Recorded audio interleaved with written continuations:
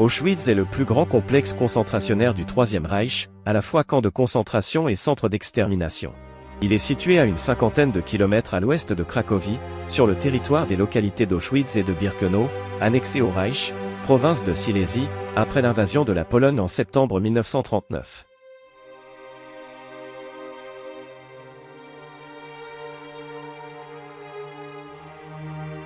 Le camp de concentration, dirigé par les SS, est créé le 27 avril 1940 à l'initiative d'Heinrich Himmler. Il est complété par un centre d'extermination dont la construction démarre à la fin de 1941, et par un second camp de concentration, destiné au travail forcé créé au printemps 1942. Ces camps sont libérés par l'armée rouge le 27 janvier 1945. En 5 ans, plus de 1 100 000 hommes, femmes et enfants meurent à Auschwitz, dont 900 000 le jour de leur arrivée, en général par train. Sur l'ensemble des victimes, 90% d'entre elles étaient juives, soit environ 1 million. Les victimes, de ce que les nazis appelèrent la solution finale, furent assassinées dans les chambres à gaz ou parfois exécutées par arme à feu, mais elles moururent aussi de maladies, de malnutrition, de mauvais traitements ou d'expériences médicales.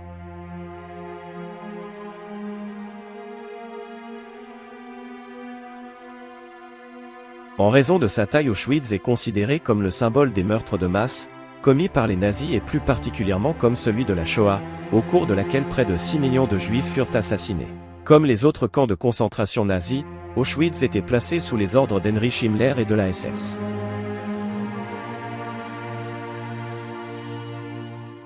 Le responsable du camp fut le SS-Obersturmbannführer, Rudolf Höss, du 1er mai 1940 au 1er décembre 1943, puis de nouveau entre mai et septembre 1944, remplacé entre-temps par Arthur Liebenschel, et ensuite par Richard Baer.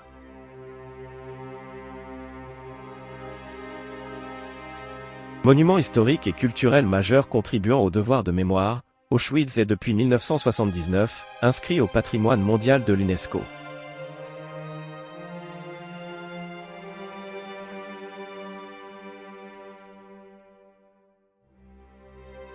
Auschwitz était principalement constitué de 3 camps. Auschwitz a ouvert le 20 mai 1940. Le camp souche principal est un camp de concentration où périrent près de 70 000 personnes. Au début des prisonniers de guerre et des opposants politiques polonais et soviétiques, ensuite des juifs et des résistants de toute nationalité. Auschwitz II, Birkenau, ouvert le 8 octobre 1941, d'abord pour les prisonniers de guerre soviétiques à la fois camp de concentration et centre de mise à mort, où périrent plus d'1 million de personnes, juives dans leur immense majorité, ainsi que des tziganes. Auschwitz III, Monowitz, ouvert le 31 mai 1942, un camp de travail. Ces 3 camps étaient complétés par une cinquantaine de petits camps dispersés dans la région, et placés sous la même administration.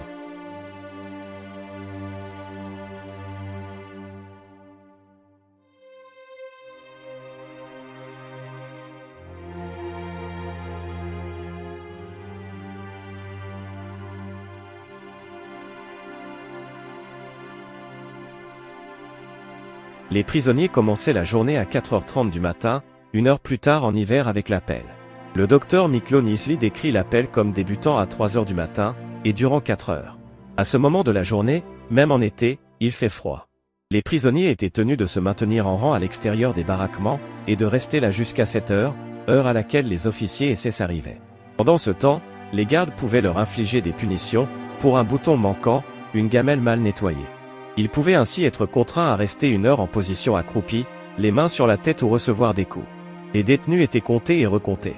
Miklo Nisli décrit comment la mort s'invitait également à l'appel du matin, rôdant parmi les détenus se supportant l'un l'autre, jusqu'à ce que l'épreuve soit finie. Lorsqu'il était prisonnier en 1944 à 1945, de 5 à 10 prisonniers étaient retrouvés morts après chaque nuit dans son baraquement. Les prisonniers relevant du service de Joseph Mengele étaient quant à eux réveillés à 7 heures, l'appel pour eux ne durait que quelques minutes. Le bloc 11, le bloc de la mort.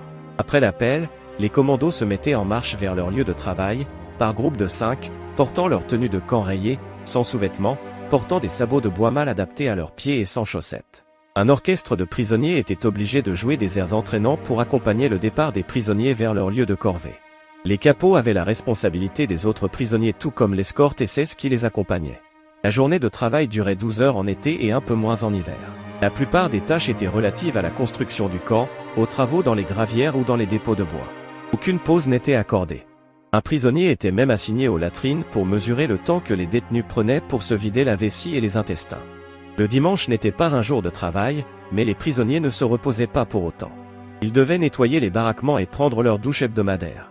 Les prisonniers pouvaient écrire, uniquement en allemand, à leur famille. Ceux qui ne maîtrisaient pas l'allemand devaient se faire aider pour rédiger leur courrier. Les membres de la SS censuraient le courrier sortant.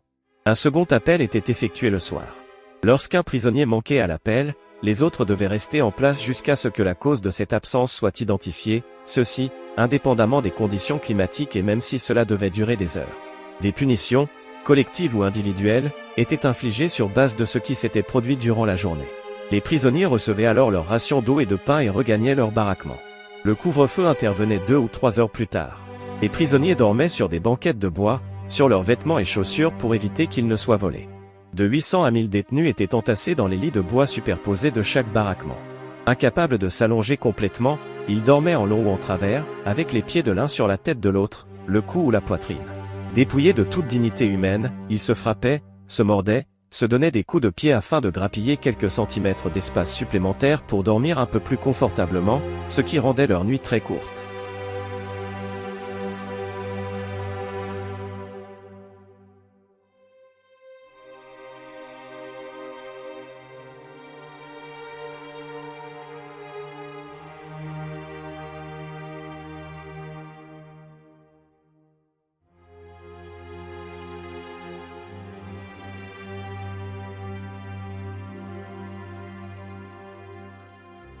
Afin de gagner en capacité et d'évacuer les sanis libérés par les détenus, les chalits étaient légèrement inclinés.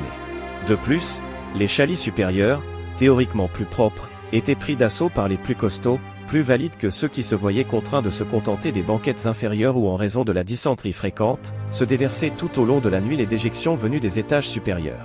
L'hiver, une installation de chauffage sommaire parvenait à maintenir une température limitant le nombre de décès par hypothermie. Chaque baraquement était équipé de 2 cheminées en briques.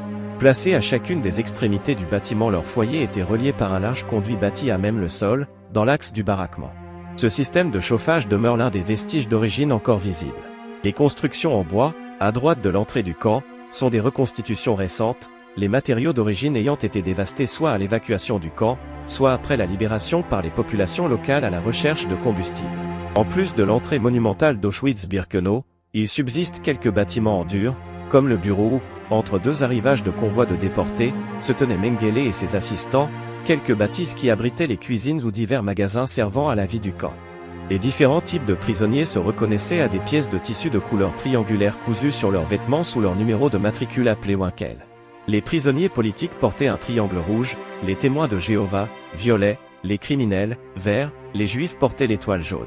La nationalité était représentée par une lettre sur le Winkel. Les détenus pouvaient avoir plusieurs Winkels s'ils entraient dans plusieurs catégories. À Auschwitz, et uniquement là, les prisonniers étaient tatoués sur leur avant-bras de leur numéro de matricule, les prisonniers de guerre russes étaient tatoués sur la poitrine. Dans le cas des juifs, un triangle était quelquefois tatoué sous le numéro. Le matin, les prisonniers recevaient une boisson chaude mais pas de nourriture. Le midi, ils recevaient une soupe claire sans viande et le soir, un quignon de pain rassis. La plupart des prisonniers gardaient un peu de pain pour le lendemain matin. La ration journalière ne dépassait pas 700 calories, à l'exception des détenus soumis aux expérimentations médicales qui étaient mieux nourris et mieux vêtus. Les conditions sanitaires étaient déplorables et l'eau potable manquait. À Auschwitz II, Birkenau, il n'y avait pas de latrine avant 1943, 2 ans après que la construction du camp n'eut démarré. Le camp était infesté par la vermine comme les poux qui étaient vecteurs de maladies et les prisonniers mouraient en masse d'épidémies de typhus ou d'autres maladies. Le noma, une infection bactérienne liée à la malnutrition, était une cause de mortalité infantile importante dans le camp des Roms.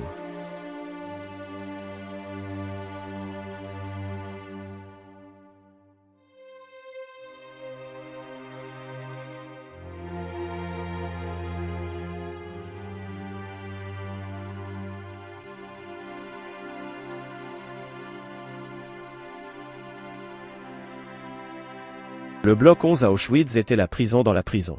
C'était là que ceux qui avaient enfreint l'une des nombreuses règles du camp étaient punis. Ceux-ci pouvaient connaître la cellule debout qui contenait 4 hommes sur un espace d'1,5 mètre et demi. Ils ne pouvaient que se tenir debout, et le lendemain, ils étaient contraints de faire leur journée de travail. Les prisonniers condamnés à mort pour évasion pouvaient être laissés en cellule, sans nourriture et sans eau jusqu'à ce que mort survienne. Parfois, pour frapper les esprits, Ils étaient pendus à proximité de leur baraquement sur des potences mobiles, comme ce fut le cas pour Malazi Medbaum et Edek Galinski. Au sous-sol, se trouvaient les cellules sombres qui ne comportaient qu'une toute petite fenêtre et une porte robuste. Les prisonniers détenus dans ces cellules suffoquaient fréquemment pour avoir brûlé tout l'oxygène de la cellule, quand les SS n'allumaient pas une bougie pour accélérer le processus. Certains furent pendus par les bras, les mains entravées dans le dos pendant des heures et même des jours, jusqu'à ce que les articulations des épaules soient complètement disloquées.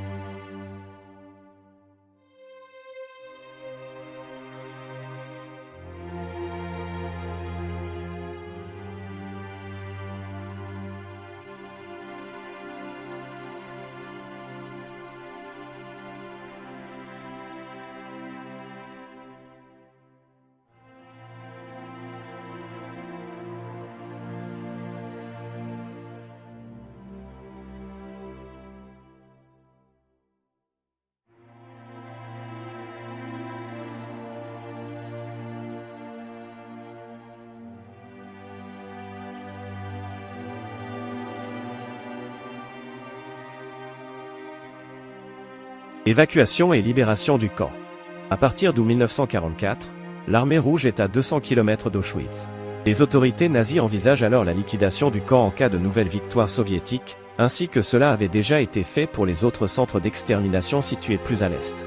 Aussi longtemps que cela a été possible, les nazis ont continué l'extermination dans les chambres à gaz. Les nazis ne mettent fin aux travaux d'agrandissement d'Auschwitz, camp Souche et Birkenau, qu'à la fin de l'année 1944. Les travaux d'extension de certains des camps auxiliaires continuent pratiquement jusqu'à la libération. Ce n'est qu'en novembre 1944 que les 3 crématoires restants en activité sont dynamités. Le crématoire 4 était déjà inutilisable depuis octobre à la suite de la révolte du Sonderkommando. Avant cela, les nazis entreprennent de détruire et d'effacer les traces des crimes commis.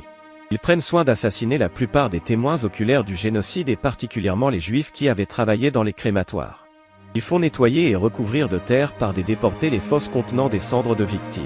Ils brûlent les listes des juifs exterminés, une partie des dossiers et de la documentation, en 2 temps, d'abord entre juillet et septembre 1944 pour les listes de transport conservées au bureau de la direction politique, puis en janvier 1945 avant l'évacuation du camp.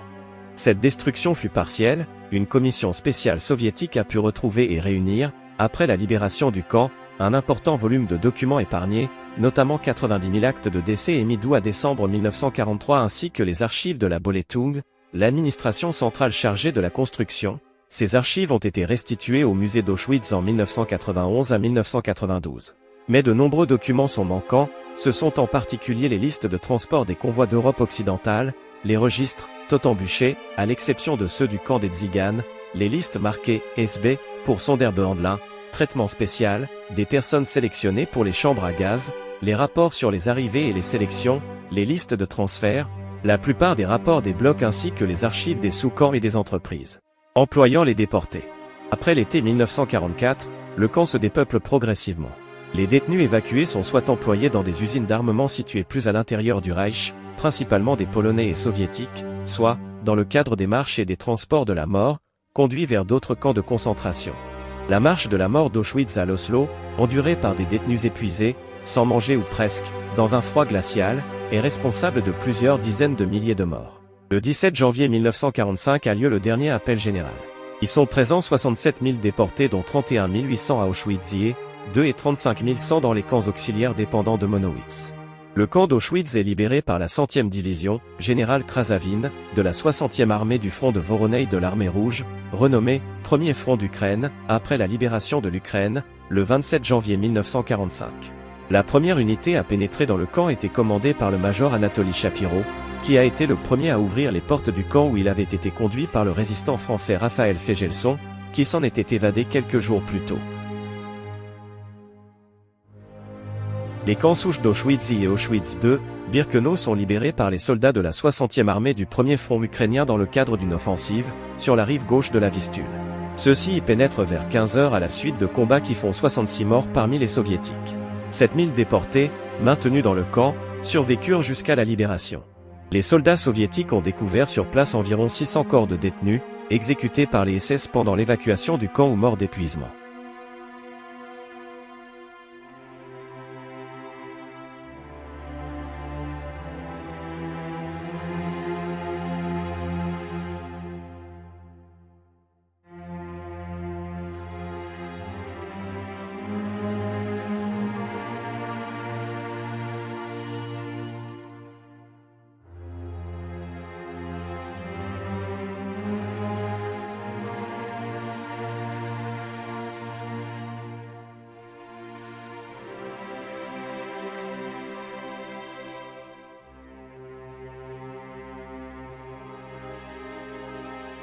Aucun autre lieu de la destruction ne s'est jamais imposé à la mémoire avec la même universalité. D'abord parce qu'Auschwitz est sans doute le plus grand cimetière du monde, le plus grand cimetière de Juifs, près d'1 million, mais aussi de Polonais, 70 000 à 75 000 morts, de Tziganes du Grand Reich, environ 20 000, un cimetière sans tombe, puisque les corps ont été réduits en cendres.